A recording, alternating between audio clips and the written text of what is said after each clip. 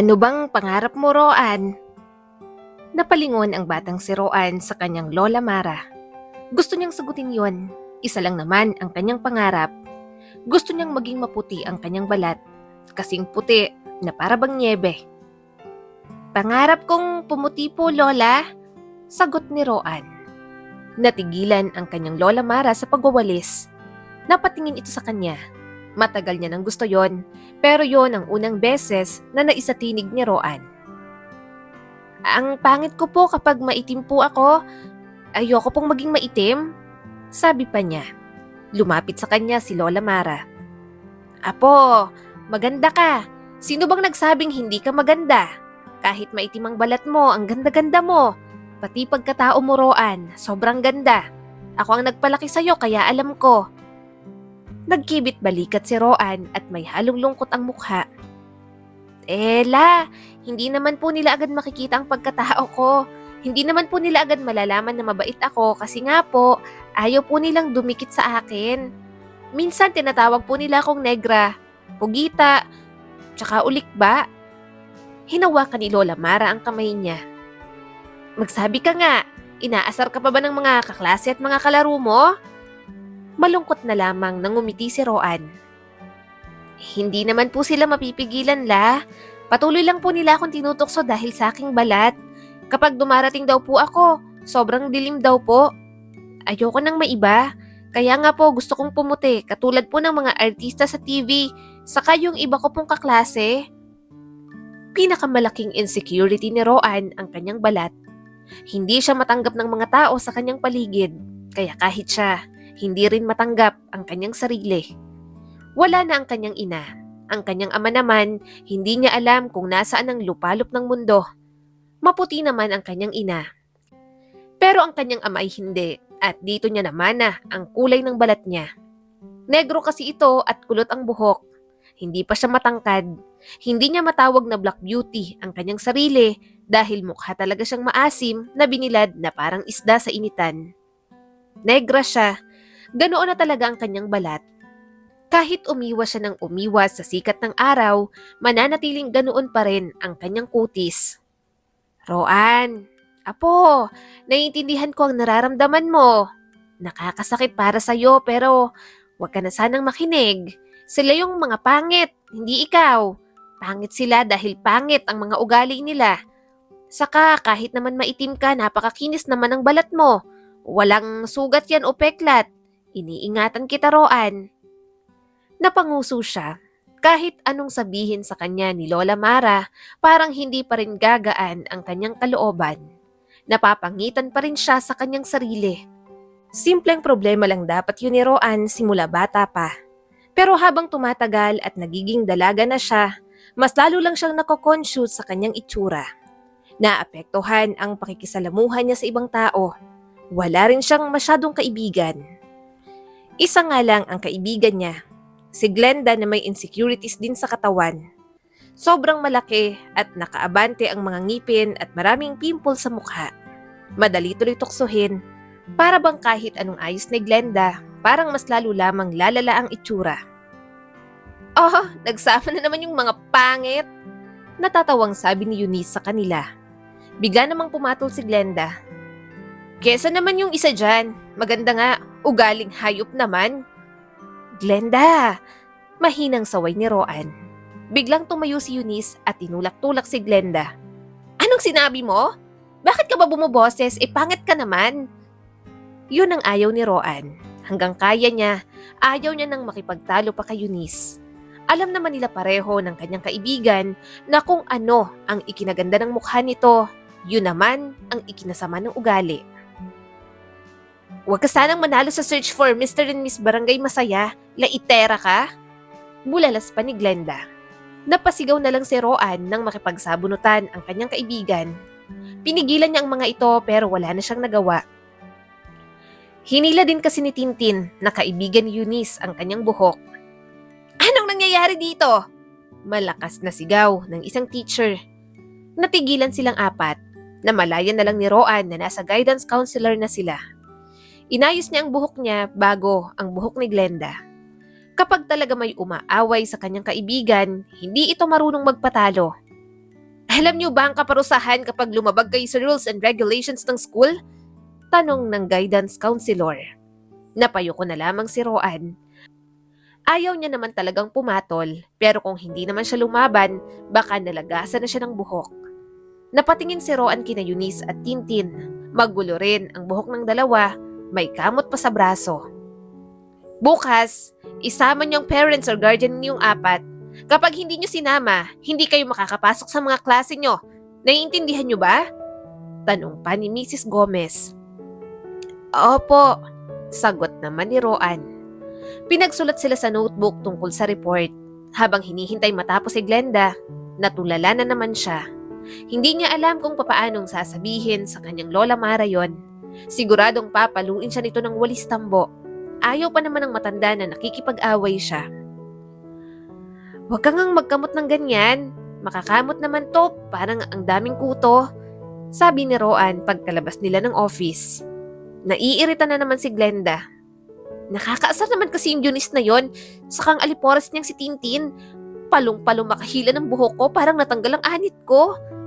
Huminga siya ng malalim. Paano na ngayon yan? Paano natin sasabihin? Lagot ako kay Lola. Lagot ka rin sa tatay mo. Baka hindi ka niya bigyan ng baon kapag nalamang nakipag-away ka.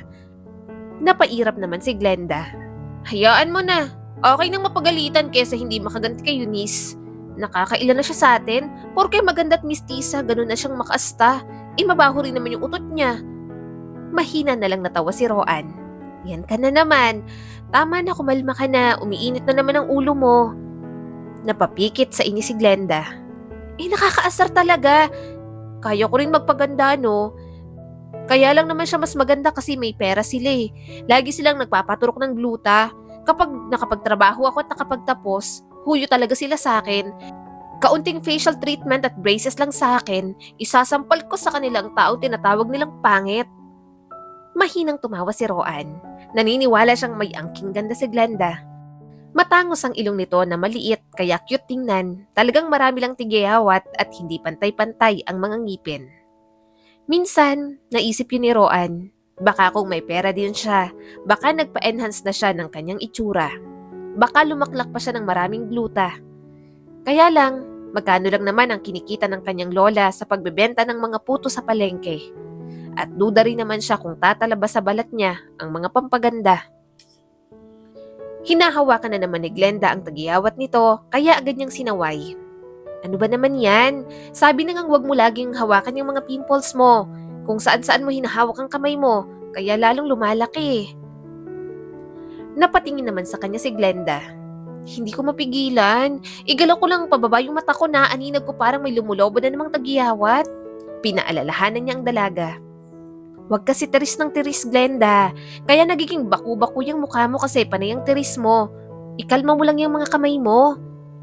Mabuti na lang talaga. Wala siyang maraming tagiyawat. Kahit naman maitim siya, maalaga siya sa kanyang balat. Hindi niya naman pinababayaan yon.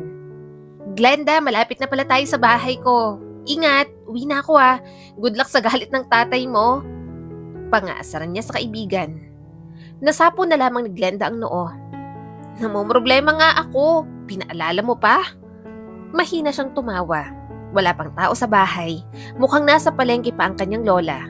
Kaya para mabawasan naman ang galit nito pagdating, nilinis niya ang buong bahay.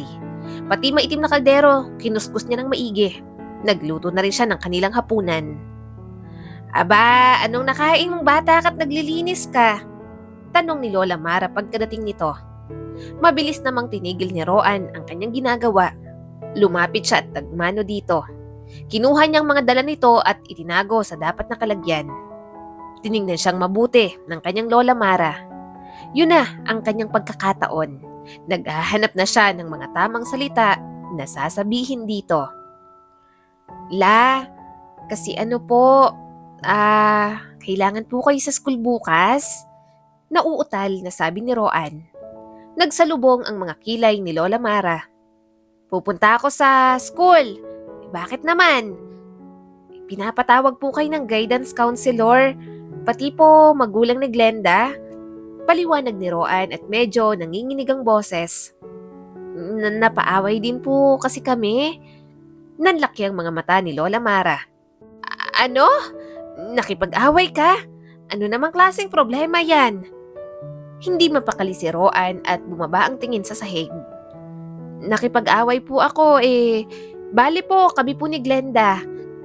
Napalitan ng pag-aalala ang ekspresyon ni Lola Mara. No? Kanino?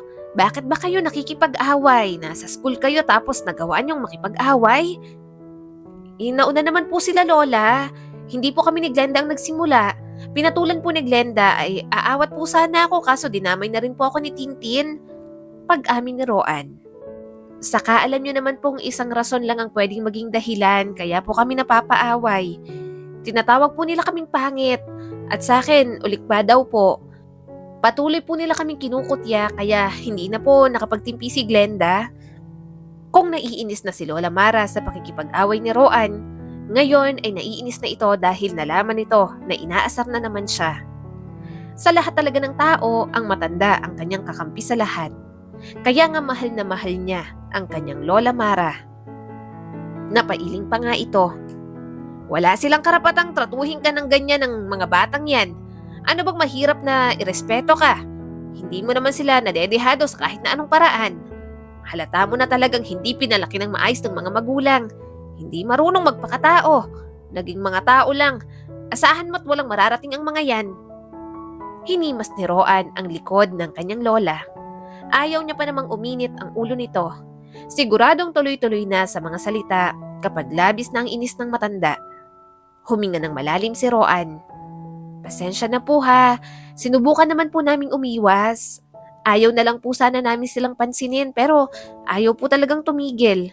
Gusto po nila kaming mag-react sa mga sinasabi nila tungkol sa amin. Umupo ang kanyang Lola Mara. Naiintindihan ko na mahirap sa inyo. Pero apo, wag ka na ulit makikipag-away. Wag mong ibababa ang sarili mo sa level nila. Tumango na lang si Roan. Opo. Huminga ng malalim si Lola Mara. Lagi kang malakas. Alam ko kasi apo kita. Roan, alam ko rin na napakasakit para sa'yo na harapin ng ganitong pangmamaliit. O siya at bukas, hindi ako magtitinda. Pupunta ako sa school ninyo at aayusin natin ang gulong pinasok ninyo ni Glenda. Tumango si Roan. Salamat po Lola. Sorry po talaga, hindi na po mauulit. Hinila siya ni Lola Mara sa isang nakakaaliw na yakap. Ang apo kong mahal na mahal ko. Papaano na lang kapag wala na ako? Sinong magtatanggol sa'yo?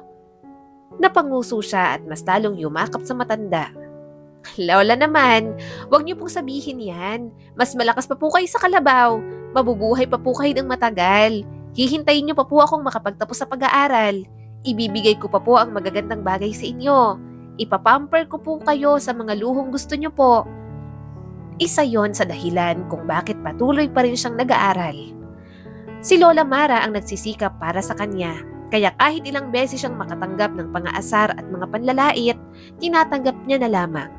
Kailangan niyang makatapos ng pag-aaral para sa kanyang lola. Napakapit si Roan sa matanda. Ang yakap lang talaga nito ang ligtas niyang lugar sa mapanghusgang mundo. Napakaswerte niya na mayroon siyang Lola Mara na nag-aalaga at nagmamahal sa kanya. Nang tuluyan na silang maghiwalay, tumingin si Lola Mara sa kanya. Kumain na tayo, nagugutom na ako apo. Sige po, maghahain na po ako. Nakangiting sabi ni Roan. Habang nagsasandok, mas lalo siyang napangiti. Hindi talaga siya pinababayaan ng kanyang lola.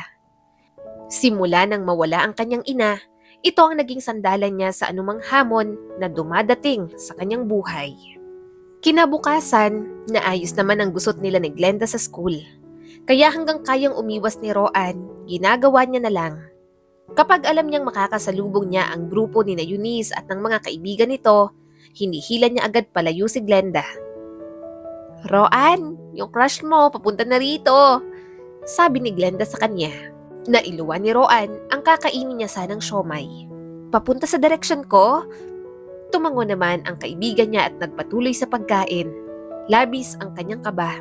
Nagwawala ang kanyang sistema. Umayo siya ng upo at hinintay ang pagdating ng lalaking matagal niya ng crush. Maya-maya, umalingaw-ngaw ng boses ni James. Pwede bang sumama sa inyo? Sige. Nauutal na sabi ni Roan at uminit ang pisngi. Oo naman, halika. Upo ka sa tabi ko. Naupo nga si James sa kanyang tabi. Humugot siya ng malalim na hininga. Kahit sa pagkain ng siomay, kinakabahan siya. Iniisip niya kung sapat na ba ang pabango at lotion na nilagay niya sa katawan kanina para hindi mabahuan sa kanya si James. Napawisan pa naman siya kanina dahil sa PE nila. Nagsimulang kumain si James. Nakikisali ito sa kasuwal na pag-uusap nila ni Glenda. Parang hindi siya makahinga ng maayos dahil sa sobrang kilig. Pagkatapos ng ilang minuto, tumingin si James kay Roan na may bahagyang pilyong kislap sa mga mata. Naisip kong pumunta sa library mamaya para gawin yung research namin. Pupunta ka ba dun mamaya? Oo, bala kong mag-aral doon. Sagot ni Roan sa binata. Ngumiti si James. Nice! Sige, kita tayo dun ah. Hintayin kita, Roan. Sabay tayong mag-aral. Mas lalo siyang napangiti. Sige, magkita tayo mamaya. Maya-maya, umalis na rin naman si James. Nasasabik na siya sa study session nilang dalawa. Lumingon siya kay Glenda na may malawak ng ngiti sa mga labi. Narinig mo ba yon? Gusto niya kaming magkasamang mag-aaral. Kinikilig na sabi ni Roan.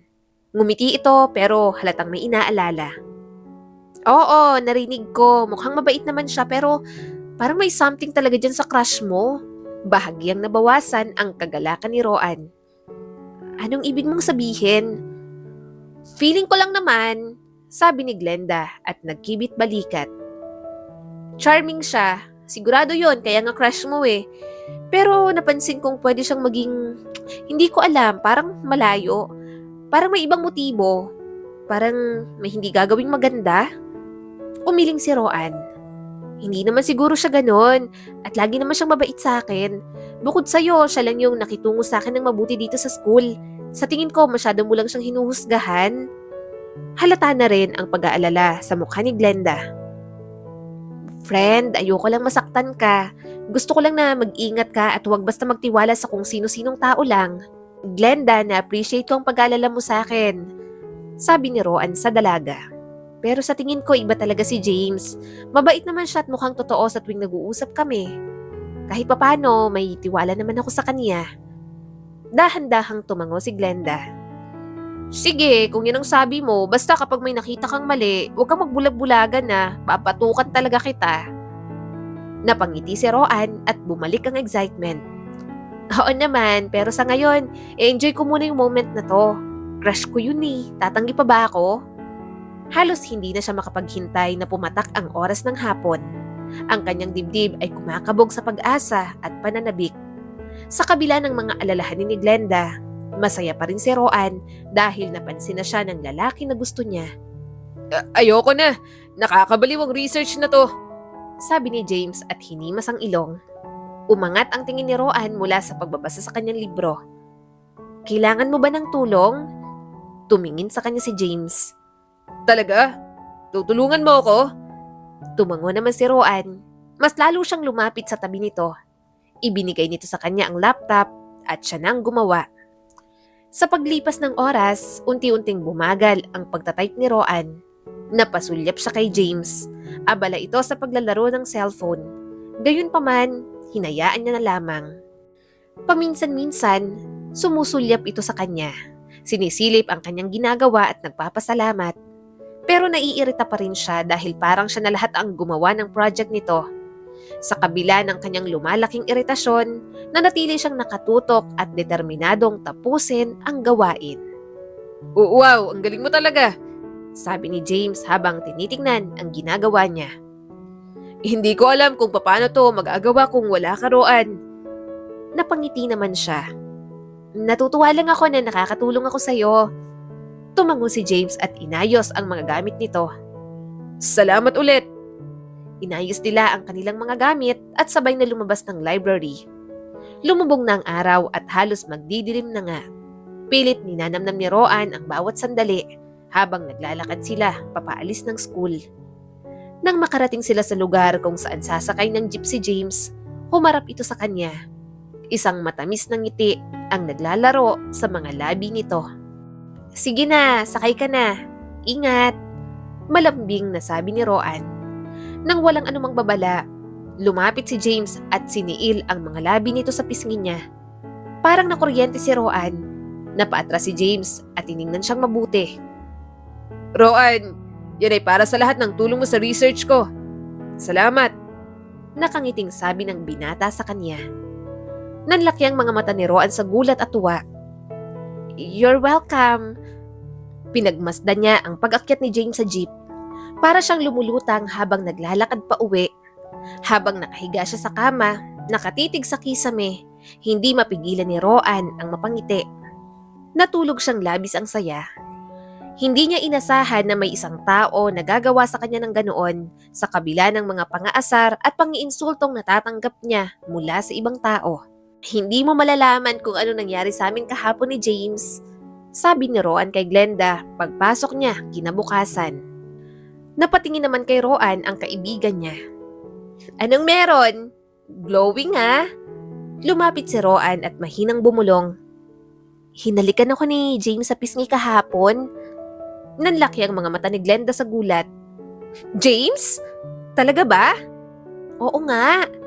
Bulalas ni Roan at lumawak ang ngiti niya. Ginawa niya yon pagkatapos naming mag-aral. Hindi ko talaga inaasahan. Napalitan ng pag-aalala ang ekspresyon ni Glenda. Teka, pero may sinabi pa ba siya? I mean, parang sweet gesture yun pero parang mali. Hindi niya dapat ginagawa sa'yo yon. Medyo nabawasan ang pananabik ni Roan sa tono ni Glenda. Nagpasalamat lang siya sa pagtulong niya sa project niya. Huminga ng malalim si Glenda. Masaya naman ako para sa'yo, pero aaminin ko, medyo nag-aalala ako. Nag-aalala? Tungkol saan? Si James, yung crush mo at malinaw na malakas ang nararamdaman mo para sa kanya. Pero yung ginagawa niya sa'yo, ibang usapan na yon. Paano kung hindi naman siya seryoso? Wala naman talagang pinapakitang sign si James sa'yo na gusto ka niya in a romantic way, di ba? Bahagyang nadurog ang puso ni Roan. Meron naman siguro kahit kaunti. Glenda, lagi siyang mabait sa akin at ibang pakiramdam ko ngayon.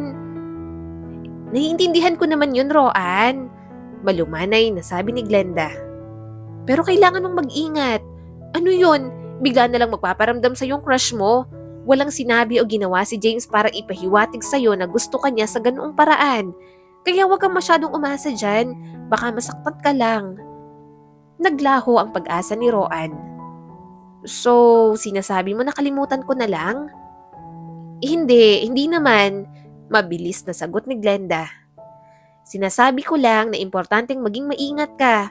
Ayoko masaktan ka kung hindi mangyayari ang inaasahan mo. Nag-isip din siya ng mabuti.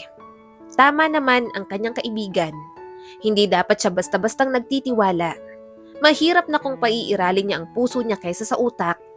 Pero papaano niya gagawin yon kung nagsimula na si James magpakita ng motibo? Roan! Tawag sa kanya ni James isang hapon. Napatingin naman siya sa binata. Hi James, bakit mo ako tinawag? Anong meron? Umupo si James sa kanyang tabi. Naisip ko dahil magkasama tayo palaging nag-aaral, baka may magawa pa tayong bonding sa isa't isa. Paano kung lumabas tayo ngayong weekend? Baka manood ng sine o anong gusto mo? Bumilis ang tibok ng puso ni Roan. Sige, gusto ko rin yan. Sasama ako sa'yo. Matamis na ngumiti si James. Sabi mo yan ah. Text na lang kita kung anong oras tayo magkikita. Pagkatapos ng pag-uusap na yon, hindi na mapakali si Roan. Sabik na siya sa mangyayaring paglabas nilang pareho ni James. Kaya nang dumating ang araw na yon, nag-ayos siya at nagsuot ng damit na talagang babagay sa kutis niya. Dinala siya ni James sa sinihan. Napangiti siya. Sobrang sweet ng binata at palagi siyang inaalalayan. Habang nanonood, pabulong lamang silang nag-uusap. Habang patuloy silang nag-uusap, lumambot ang tingin ni James. Napatingin siya sa binata. Alam mo, Roan, panimula nito sa kanya. May sasabihin ako sa'yo. Ang ganda mo talaga ngayon. Natigilan si Roan sa papuri. Nag-iinit ang kanyang mga pisngi. Magkahalong pagtataka at kasiyahan ang bumabalot sa kanya. Salamat, mahina niyang sabi. Ikaw pa lang ang nagsabi sa akin yan bukod sa Lola Mara ko. Lumaki ang ngiti ni James. Ngayon ko lang din napansin, maganda ka pala. Paano pa kaya kung pumuti ka? Ang lamlam ng mga mata mo at ang tangos ng ilong. Umiling naman si Roan.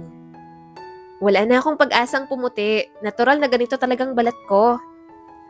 Tumindi sa init ang puso ni Roan. Sa kanyang paglaki, madalas siyang nagiging paksa ng malupit na biro at panunukso tungkol sa kanyang itsura at sa kanyang maitim na balat. Parang lahat ng panghuhusga sa kanya nawala sa isang iglap sa mga salita ni James. Mas naging seryoso ang mukha ng binata. May kailangan pa akong sabihin sa'yo. Gusto kita, Roan. Higit pa sa bilang isang kaibigan. Tila tumalon ang puso ni Roan sa pag-amin ni James. Hindi niya inaasahan yon. Para siyang lalagnatin sa sobrang kilig. Gusto rin kita, James. Pag-amin niya pa. Matagal na akong may gusto sa'yo. Lumiwanag ang mukha ni James sa sobrang kasiyahan. Natutuwa akong marinig yan.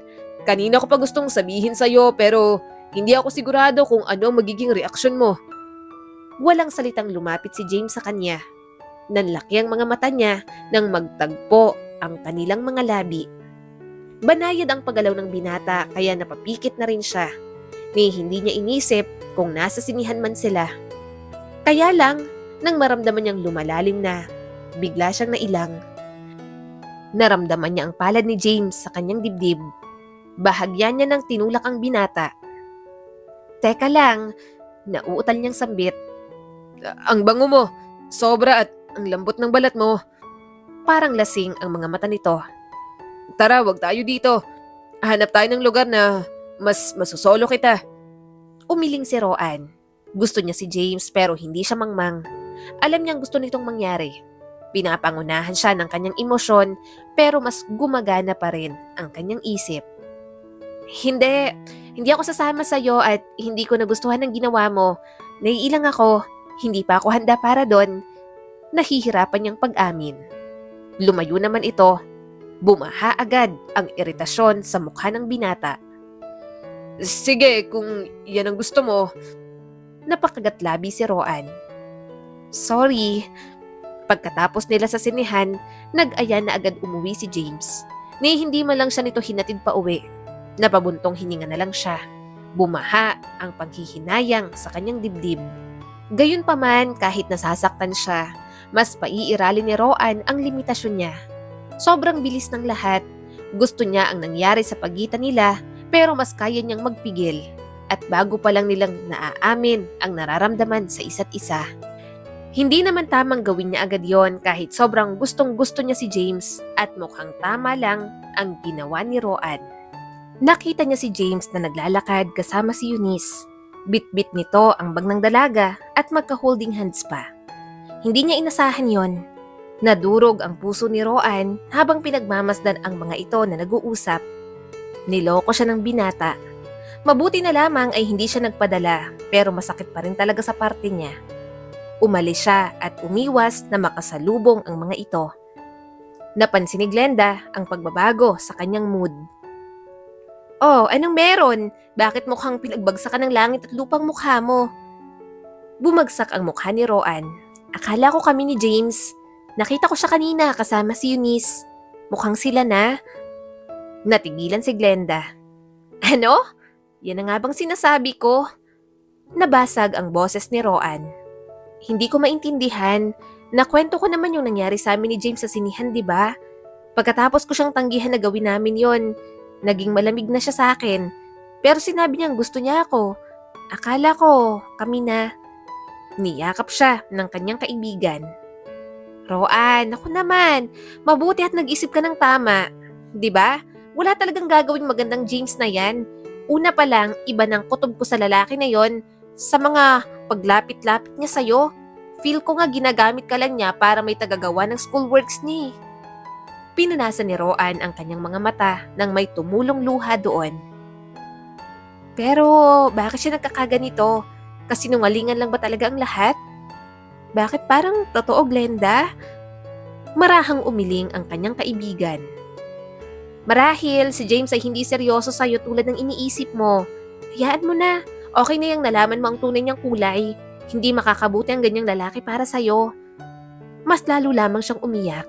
Pakiramdam niya, katawa-tawa siya lalo sa mga mata ng iba. Sobrang umasa siya sa kanilang dalawa ni James. Nagpatuloy si Glenda. Kaya nga nagtataka ako kung bakit crush mo yan. Malandi naman yung James na yon. Ang daming naging ex-girlfriend. Oo, gwapo na pero patapon ng pananaw sa buhay. Hindi dapat siya ganyan kay Eunice kung last week may something na sa inyo. Parang hindi kanya binigyan ng respeto. Bumagsak ang mga balikat ni Roan. Gusto ko lang maniwala na totoo ang kung ano meron kami. Akala ko lang talaga, gusto niya ako. Niyakap siya ni Glenda. Ay nako, hindi kanya deserve. Wag na si James. Hayaan mo na sila ni Eunice. Pareho namang pangit ang mga ugali nila. Sariwa pa rin ang sakit ng sandaling yon. Ngunit naaliw siya sa suporta ng kanyang kaibigan. Sabay silang naglakad papunta sa susunod nilang klase. Ang braso ni Glenda sa mga balikat niya parang nag-aalok sa kanya ng kapanatagan. Gayunpaman, kahit nakita niya na ng kanyang dalawang mga mata, hindi pa rin siya matahimik. Kailangan niyang malinawan. Kailangan niyang maintindihan. Determinado na makakuha ng mga sagot, binalak ni Roan na kausapin si James. Habang naglalakad siya sa mataong pasilyo ng paaralan, bumaha ang kaba sa kanyang dibdib. Nakita niya si James na nakatayo sa tabi ng bench at nakikipag-usap sa mga kaibigan nito. Huminga ng malalim si Roan. Lalapit na sana siya pero narinig niya ang isang pahayag na nagpatigil sa kanya. Hindi kayo maniniwala, sabi ni James at natatawa pa. Sobrang nahuhumaling sa akin ngayon si Roan. Talagang iniisip niya na seryoso ako sa kung ano meron kami. Tumawa ang isa sa mga kaibigan ni James. Seryoso?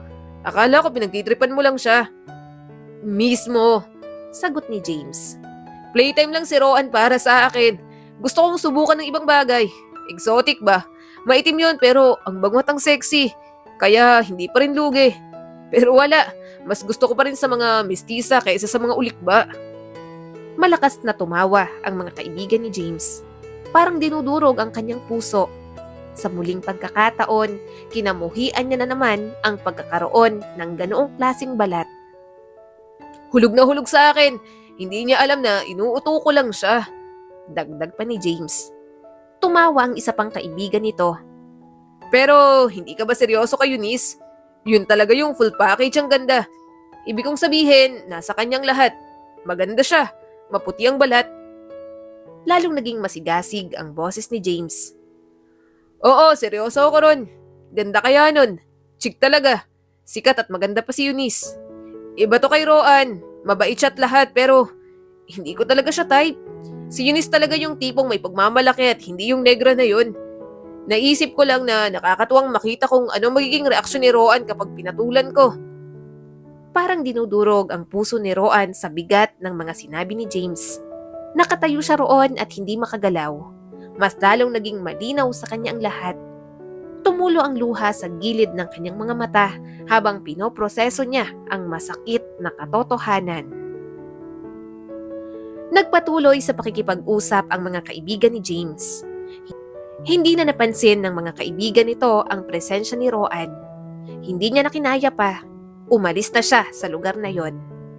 Mabilis siyang naglakad sa mga pasilyo. Naninikip ang kanyang dibdib sa bawat hakbang.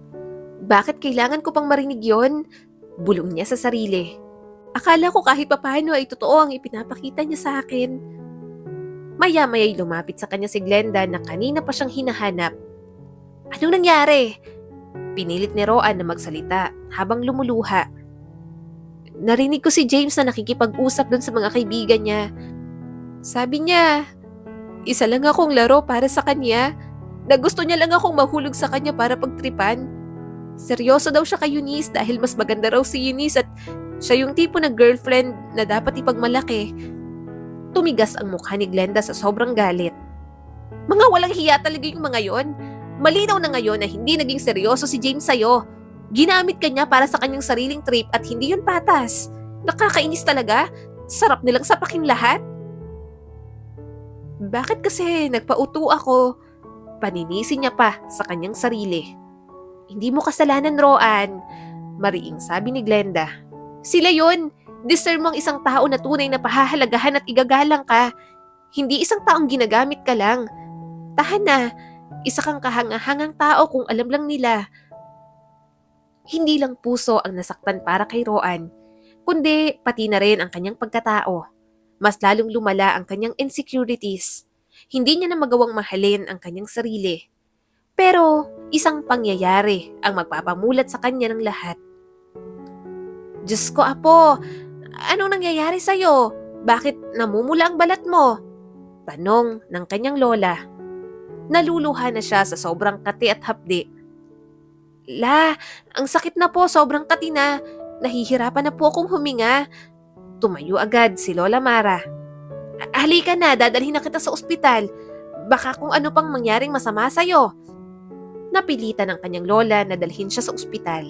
Na-confine siya dahil sa lala ng nangyari sa kanya. Nalaman nila na dahil yon sa mga ginamit niyang pampaputi. Sobrang desperado na kasi siya noong mga nakaraang araw. Kaya kung ano-ano na lang ang kanyang ginamit para pumuti ang kanyang balat. Hindi siya pinagalitan ni Lola Mara kahit alam niyang problema ang dinala niya. Bagos ay niyakap lang siya ng matanda at wala nang sinabi na kahit na ano. Subalit kailangan niya pa ring mag-sorry. Alam niya na yon ang tamang gawin. Lola, sorry po ha, dahil po sa akin napagastos pa kayo. Umiiyak na sabi ni Roan. Umiling naman ang kanyang lola. Hindi naman kita sinisisi, Apo. Basta wag ka na ulit gagamit ng mga ganoon. Pinaglaruan niya ang kanyang mga daliri. Sobrang desperado na po kasi akong pumuti, Lola. Sobrang nasasaktan na po ako sa sinasabi ng mga tao sa akin. Hindi ko na po kinakaya. Naluluhang niyakap siya ng matanda. Apo, sobrang ganda mo. Wala kang kailangang patunayan. Pakiusap, mahalin mo ang sarili mo. Kahit laitin ka ng ibang tao, para sa akin, ikaw ang pinakamaganda, Roan. Natatangi ka sa lahat, kaya huwag mong sukuan ang sarili mo. Maganda ka sa sarili mong paraan. Tumango siya at gumanti ng yakap. Mahina siyang humikbi. Hinding-hindi niya nauulitin. Pinag-alala niya ang kanyang lola at binigo pati na ang sarili niya. Nang makarecover, pumasok na ulit siya sa school. Mas tinuon niya na lamang ang kanyang sarili sa pag-aaral. Determinado na bawiin ang kanyang pakiramdam ng pagpapahalaga sa sarili, isinubsob niya ang kanyang sarili sa mas makabuluhang mga bagay. Glenda, kumusta na? Mukhang haggard ka, sabi ni Roan. Sinabi mo pa, ka-stress mga kagroup ko, sarap ibalibag. O nga pala, may kwento ko sa'yo. Kumunot ang kanyang noo. Tungkol saan naman? Kumikislap ang mga mata ni Glenda na may halong kalokohan at excitement. Hindi ka maniniwala sa narinig ko ngayon. Ngayon ko lang nalaman, buntis si Eunice. At hulaan mo, sinong ama? Napailing siya. Hindi pa nakakagraduate Kaya nga puro kasi landi at ganda-gandahan ang nasa utak. Sabi ni Glenda at umiiling-iling. Si James ang tatay. Mabuti na lang talaga, nalaman mo agad ang totoong kulay. Kung nagkataon, baka ikaw ang buntis ngayon. Huminga siya ng malalim. Tama ang kanyang kaibigan. Muntik na talaga. Mabuti na lamang at hindi siya madaling maloko. Magkahalong kasiyahan at satisfaction ang nasa mukha ni Glenda. Sa totoo lang, medyo natutuwa ako. Akala ni Eunice nasa kanya ng lahat. Wala na. Goodbye beauty pageants na para sa kanya. Nanatiling tahimik si Roan. Wala naman na siyang pakialam sa dalawa. Matagal na rin siyang nakamove on. Sa kabila ng kanyang nakaraang sama ng loob, hindi niya nais na makapinsala sa sinuman. Desisyon naman ng mga ito yon at hindi naman siya perpekto para manghusga. Kakaiba talaga lahat ng nangyayari, mabuti man o masama, lahat may dahilan.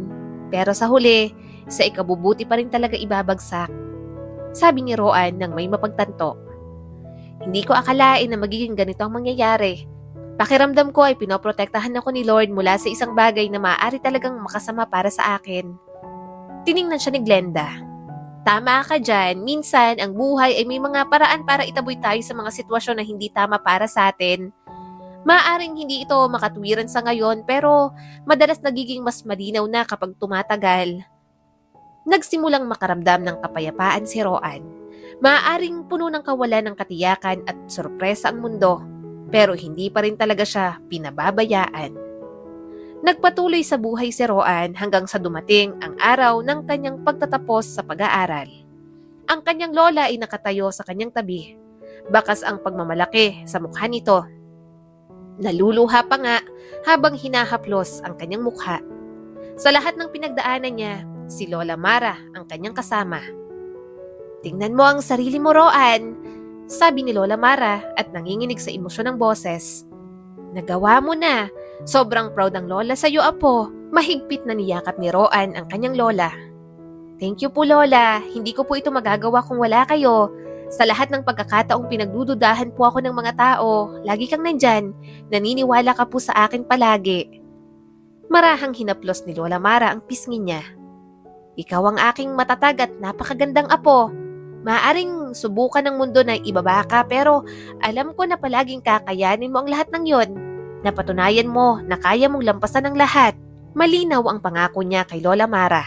Magsusumikap siyang mabigyan ng magandang buhay silang dalawa para masiguradong hindi mawawalan ng kabuluhan ang mga sakripisyo nito para sa kanya. Pagkatapos ng graduation, nalipat ang focus ni Roan sa paghahanap ng trabaho. Gamit ang kanyang degree at puso na puno ng determinasyon, sinimulan niya ang kanyang paghahanap. Kaya lang, kahit anong gawin niya, hindi siya matanggap-tanggap. Idagdag pang wala siyang backer. Malupit sa kanya ang katotohanan. Sa kabila ng kanyang malakas na background at dedikasyon na dinadala niya sa bawat interview, marami pa rin siyang rejections na natatanggap. Kung ano-ano pang paligoy-ligoy ang sinasabi ng mga ito. Alam niya naman na physical appearance ang problema niya. "Lola, nagsisika po talaga ako ng husto na maghanap ng trabaho pero parang kahit gaano pa ako kagaling, hinuhusgahan ako sa itsura ko kaysa sa kung ano ang maibibigay ko." Puno ng frustration na sabi ni Roan. Lumapit si Lola Mara sa mesa at hinawakan ng kamay ng dalaga. "Apo, hindi naman kita minamadali. Malakas pa naman ako. Kaya pa. At ang dami ko pang natatanggap na orders na puto at biko. Tumulong ka na muna sa akin." Tumango na lamang si Roan, pero malungkot pa rin talaga siya. Hiling niya, makahanap na agad siya ng trabaho. Mabuti pa po si Glenda, hindi pa nakapagtapos sa college pero nasa abroad na. Nag-video call po kami kanina, binibida sa akin na nakapagpa-brace na daw po siya ng ngipin. Siguradong pagbalik niya po rito, maganda na po yung bruha na yon. Natatawang sabi ni Roan nang maalala ang kanyang kaibigan. Ngumiti sa kanya si Lola Mara. "May maaabot ka rin. Huwag kang panghinaan ng loob, apo. Maaring maging hindi patas ang mundo at malupit, pero huwag mong hayaang baguhin ito kung sino ka. Huwag mo na ulit hayaang mangyari sa'yo yun, Roan. Ang ganda-ganda ng apo ko na yan, tapos sinasayang ka lang ng mga yon. Hindi natutukoy ang halaga mo base lang sa pananaw ng iba." Mahinang tumawa si Roan. Minsan, hindi niya alam kung totoo pa ba ang sinasabi ng kanyang Lola Mara o inuuto na lang siya. Hindi ito pumalyang tawagin siyang maganda. "Pero ang hirap, Lola. Siyempre, matanda na rin naman po kayo. Gusto ko namang iparana sa inyo ang maayos na buhay." Naglalambing na yumakap siya kay Lola Mara. Pinisil naman ito ang kanyang kamay para mapanatag. "Hindi mo kailangang magmadali. Hindi ko pinababayaan ang sarili ko, apo. Makakasama mo pa ako ng matagal. Makikita at maaalagaan ko pang mga apo ko sa tuhod sa'yo." Tumaas naman ang isang kilay ni Roan. "Grabe naman po kayo, la. Ni wala pa nga po akong boyfriend tapos gusto niyo po agad ng apo?" Tiningnan siya ng matanda at may pilyong kislap ang mga mata. Bakit nga ba wala? Maghanap ka na muna kaya habang wala ka pang trabaho para naman may inspirasyon ka sa buhay." Natawa na lamang si Roan. Wala pa sa isip niya yon. Wala pa sa kanyang priority. Nadala din siya sa ginawa sa kanya ni James noon. Pakiramdam niya, sasaktan lang siya ulit ng mga lalaki. Pero mukhang may ibang plano para sa kanya ang Diyos. "Nako, ayusin niyo yung paghawak niyo sa buho ko. Hindi kayo pwedeng pumalpak. Darating nang mapapangasawa kong afam," sabi ni Tintin na dating kaibigan ni Eunice. Kapapasok lang ni Roan sa parlor. Mahaba na rin kasi ang kanyang kulot na buhok kaya gusto niyang magpagupit. Hindi niya inasahan na maaabutan si Tintin doon. Nagkatinginan pa sila sa salamin. Napairap si Tintin. "Ano ba yan? Parang biglang sumama ang araw ko. biglang dumilim ang paligid. Hindi na lang pinansin ni Roan yon. Sanay na naman siyang maging deadma sa mga panlalait sa kanya. Hindi na rin siya bata para pumatol pa sa mga ganoong klase ng away. Nang matapos, nasatisfy naman siya sa kanyang itsura. Tiningnan siya ng nanggugupit sa kanya. Ang ganda mo naman, ma'am. Napasinghap si Roan. Nako, hindi naman. Ang itim ko nga. Napangiti naman ito. Maganda ka talaga, ma'am. Hindi naman po porke maitim ay pangit na. Iba yung features ng mukha mo. Hindi nakakasawang tingnan. Medyo wavy po ang buhok ninyo. Gusto niyo pong lagyan ko kayo ng bangs? Nauutal si Roan. Sige, ikaw ang bahala. Natigilan si Roan. Natulala siya sa kanyang sarili sa harap ng salamin. Hindi siya makapaniwala sa sinabi ng babae. Parang ang hirap paniwalaan, pero may isang bagay siyang napagtanto. Hindi lahat ng tao, pare-pareho ang pagtingin sa kapwa. Sadyang namulat lang talaga siya sa mga taong hindi maka-appreciate ng kanyang itsura. Kaya pakiramdam ni Roan, pangit ang tingin ng lahat ng tao sa kanya. Nang matapos siyang gupitan, binigyan niya ng tip ang dalaga. Tuwang-tuwa naman itong tinanggap yon. Napasaya rin naman siya ng dalaga sa araw na yon, kaya deserve nito ng tip. Sa mga sumunod na araw, tumulong na muna si Roan sa kanyang Lola Mara. Ginawa niya yon habang naghihintay ng resulta sa mga pinag-applyan niya ng trabaho. Marunong din naman siyang magluto ng puto at biko, pero mas madalas na siyang tagabuhat at taga-deliver ng mga orders. Apo, saglit lang. Nagpapadagdag pa ng isang bilao ng biko si Mrs. Saavedra. Dalhin mo sa kanila yan, ha? Sabi ng kanyang lola at inihabol pa ang isang bilao. Tinali niya ng maayos sa likod ng kanyang motor ang mga bilao. Parang ang dami naman pong order ng mga Saavedra. Tumango naman si Lola Mara. Ay oo, umuwi kasi yung mga kamag-anak nila galing sa Australia. Pati yung mga foreigner na kamag-anak din. Sumama, kaya marami talaga sila. Usap-usapan nga ang pagbabakasyon ng mga yun dito. Mukhang magtatagal at may tinatayo nga dyang negosyo sa bayan. Tumango-tango naman siya. Wala naman siyang pakialam sa mga usap-usapan. Kay Mrs. Saavedra lang siya interesado. Napakabait nito pati na rin ang buong pamilya sa lahat ng mga tao sa kanila. Ito kasi ang nagpautang noon ng puhunan sa kanyang lola. Nakasangla rin ang lupa nila dito pero kahit isang beses, hindi sila ginipit at binigyan ng tubo. Kaya madaling nabawi ng kanyang Lola Mara ang lupa na yon. Pagkarating sa mansyon ng mga Saavedra, nakita niya ngang maraming sasakyan. Iaabot na lang sana niya sa guard pero pinapasok siya. Po? Bakit po? Tanong ni Roan. Ngumiti naman sa kanya ang guard. Pinapapasok ka ni Ma'am Agnes. May mga pasalubong yung mga bisita. Gusto raw bigyan kayo ng Lola Mara mo. Kunin mo raw ng personal. Umawang ang bibig ni Roan. Ganun po ba? Sige manong, salamat. Pasok na po ako. Pinaandar niya muli ang motor. Malayo pa lang natatanaw niya na ang ibang kamag-anak ni Mrs. Saavedra. Nakita niya rin na papasok pa lang sa malaking pinto ng bahay si Tintin. Kaibigan nga pala ni Mrs. Saavedra ang mga magulang ni Tintin. Kaya siguro nandoon, mukhang isa yata sa mga tao sa loob ang sinasabi nitong mapapangasawa na afam. Roan! Masayang tawag sa kanya ni Mrs. Saavedra nang makita siya. Ngumiti naman siya. Magandang umaga, ma'am. Ito na po yung order ng mga puto at biko. Tumango naman ito at nag-utos sa isang kasambahay na kunin ang mga bilao. Hinila naman siya ni Mrs. Saavedra sa loob. Kamusta na, iha? May trabaho ka na ba? Tanong sa kanya nito. Nagpagupit ka pala, Roan. Ang ganda mo. May boyfriend ka na ba? Mukha kang blooming. Nahihiya siyang tumawa. Wala pa po. Masaya lang po ako ngayon sa buhay ko. About naman po sa trabaho, naghahanap pa rin. Saka tinutulungan ko po muna si Lola Mara. Matanda na rin naman po kasi. Walang magbubuhat ng mga kaldero para sa kanya. Halata naman, nagiliw sa kanya ang ginang. Napakabait mo talaga. Pumunta ka na ron sa dining area. Kumain ka muna. Magpapabalot din ako para sa Lola Mara mo. Hintayin mo. Ipapakuha ko na rin sa taas ang mga pasalubong para sa inyo. Maraming vitamins yon para sa lola mo. Lumiwanag agad ang mukha ni Roan. Maraming salamat po. Nag-abala pa po kayo. Malaking tulong din po yun sa lola ko. Hinaplos nito ang kanyang buhok. Siyempre naman, magkaibigan kami ng mama mo noong nabubuhay pa, kaya mahalaga rin kayo sa akin. Isa pa, noong mga panahong hirap na hirap ako, ang lola mo ang madalas na magbigay sa akin ng pagkain noong bata ako. Napangiti naman siya. Kaya gustong-gusto niya si Mrs. Saavedra. Hindi ito nakakalimot sa mabubuting ginawa ng ibang tao para dito. Pumunta na siya sa buffet table. Habang nasa pila, nakita niyang isang batang may ibang lahi.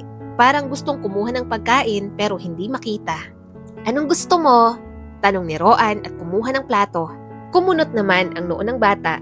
Naisip niyang hindi ito marunong magtagalog. "What food do you want?" tanong niya dito. Itinuro naman ng bata ang chocolate fountain. Gusto nitong ito ang hahawak sa marshmallow para isahod. Kaya binuhat niya na. Napangiti naman siya ng mahina itong tumawa.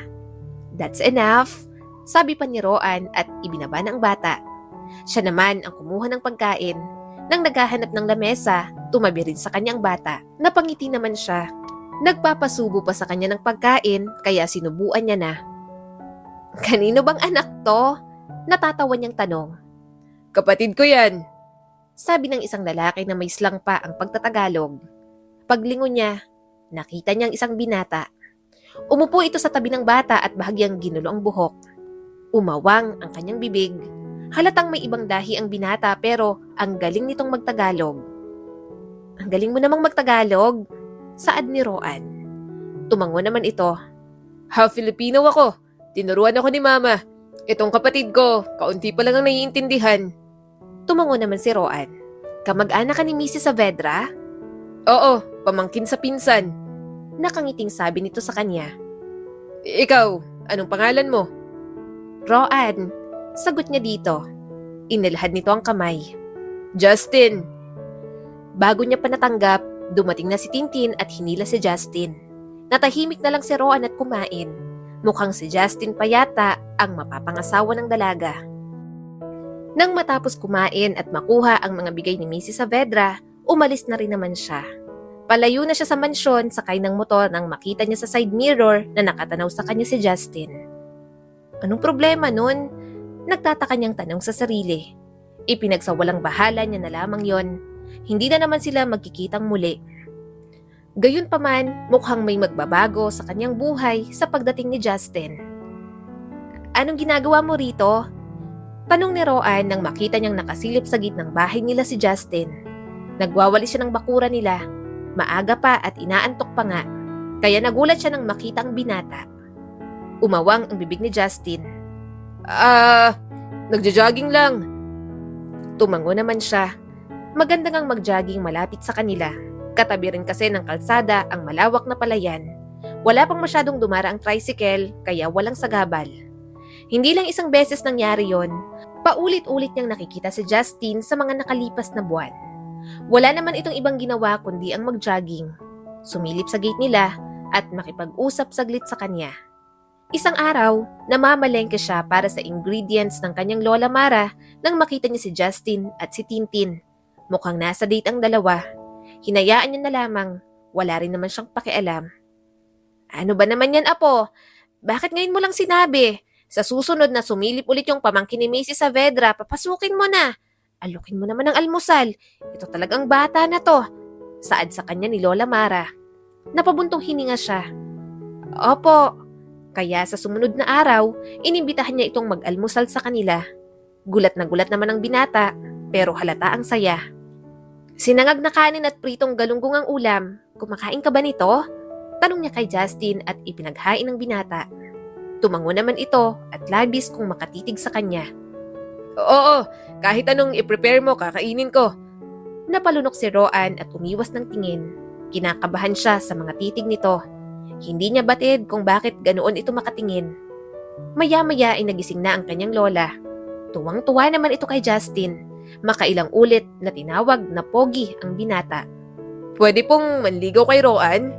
tanong ni Justin sa kanyang lola. Naubo naman siya at may tumalsik pang kanin. Tiningnan niya agad si Justin. Hindi siya makapaniwala sa sinabi nito. Kumunot ang kanyang noo. "Anong liligawan? Baliw ka ba?"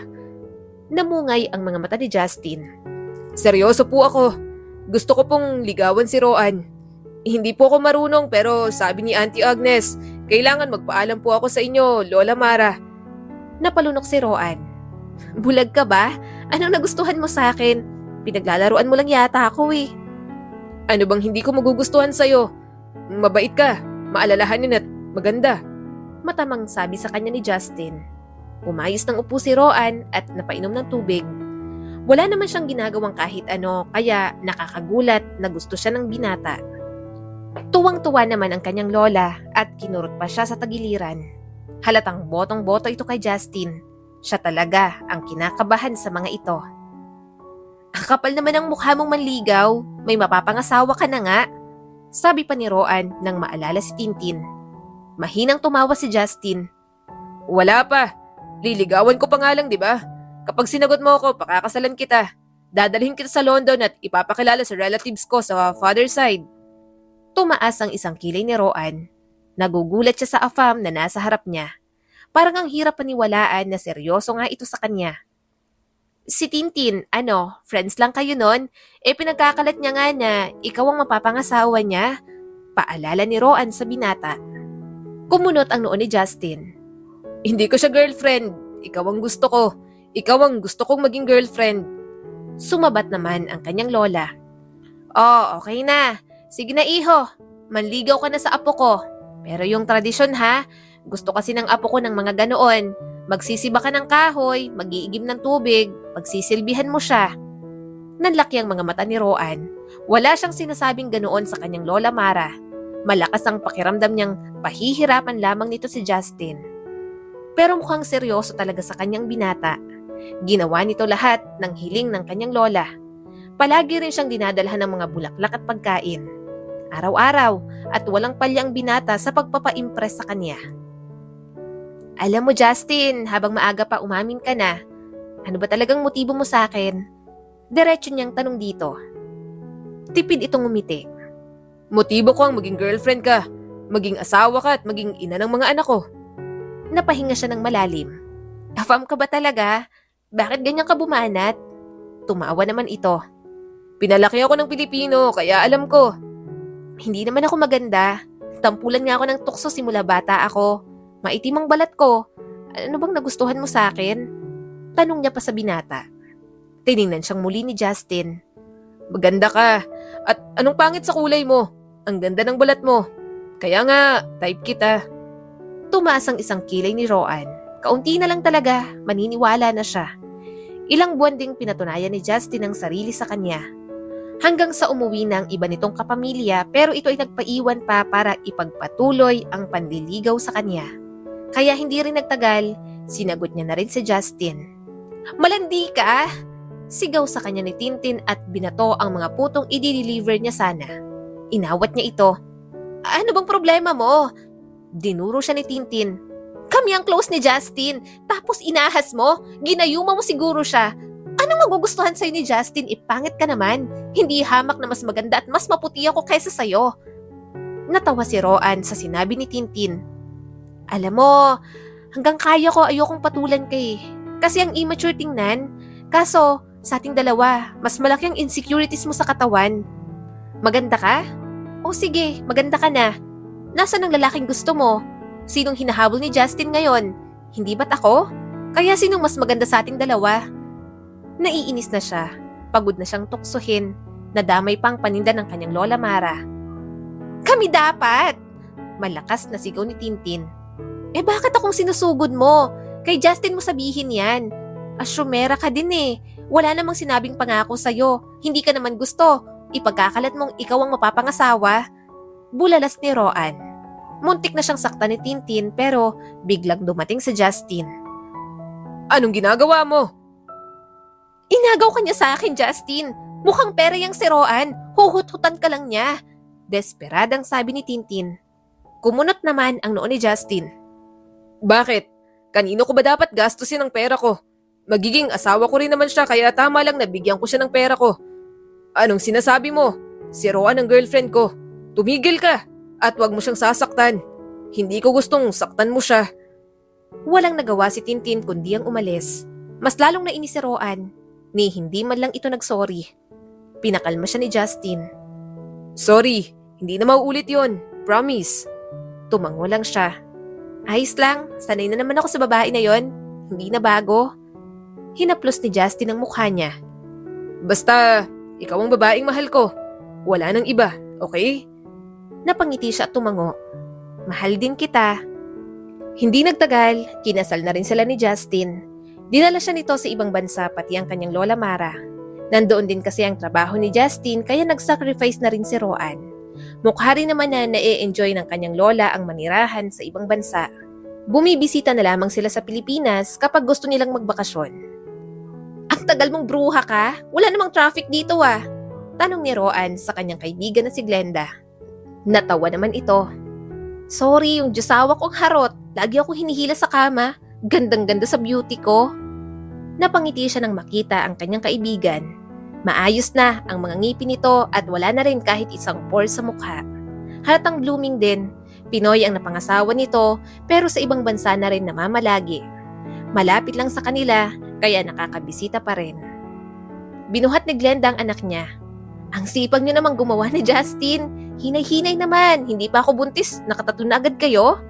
Mahina siyang tumawa. Masaya rin naman kasi kapag maraming bata. Saka kapag ganyan ba naman kagaganda at kagagwapo ang lumalabas, sino bang hindi gaganahan?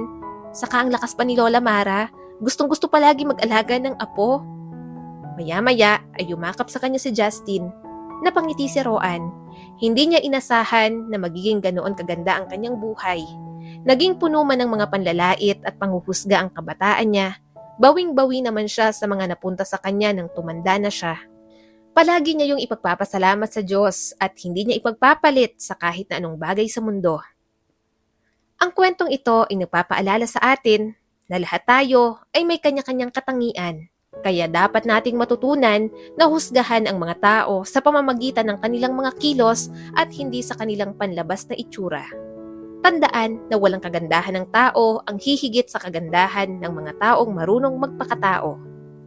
Muli, ito po si Skylar Guro at sana may bago na naman kayong natutunan sa kwento natin ngayon.